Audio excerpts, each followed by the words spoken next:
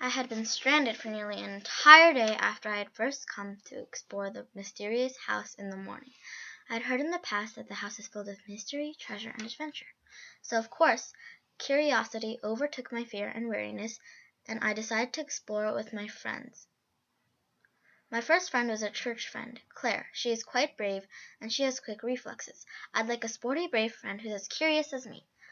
My second friend was a girl named Kylie. She is a friend from church, like Claire. I would invite her along, for I'd like her to be with me on the adventure.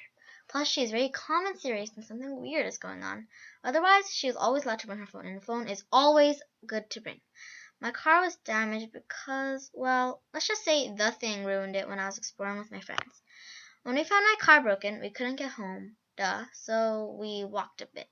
Kylie's phone battery had gone dead, and we didn't know anyone in the street, which was pretty deserted. So we sat down in front of the house, hoping someone would come looking for us. I was searching the house in the first place, looking for the hidden treasure and mysteries that people whispered rumors about. Unfortunately, we didn't find anything besides a large sapphire, about as tall as my two thumbs put on top of each other, and as wide across as a quarter. It was thin. My friends called it an amazing piece of treasure, but I considered it a small find.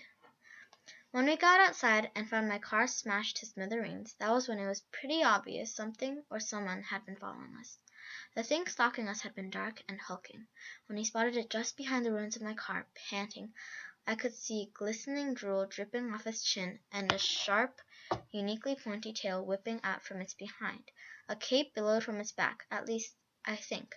Sharp fangs glinted from its mouth, as well as a blood-red tongue. Its eyes were a sharp, electric pale blue that shocked me. It was huge! It definitely wasn't human, although for a moment I thought it was a werewolf. Eek! When I started running, Kylie and Claire froze in their spot. Maybe a smarter thing to do than what I did. The animal werewolf maybe thing caught up to me and I tumbled head over heels over a fire hydrant, right onto the road pavement. It started slobbering me all over the face. I was so freaked out I didn't even notice that a huge bruise had swelled on my knee. The stalker was a dog, a Saint Bernard specifically. He was dressed in a cheesy, silly black mask that blended in with his eyes. I mean, it wasn't Halloween. Why was he dressed like that? He was drooling despicably. A royal purple cape was attached to his neck, along with a few shimmering jewels embroidered on the edges. Anyways, his owner came jogging up 20 minutes later, out of breath, puffing, red-faced. He had apologized, saying Cheeseball the dog, at the time I was thinking what kind of name is Cheeseball, had escaped his leash and run off. I didn't admit that I was scared, but I had to admit I was kind of amused.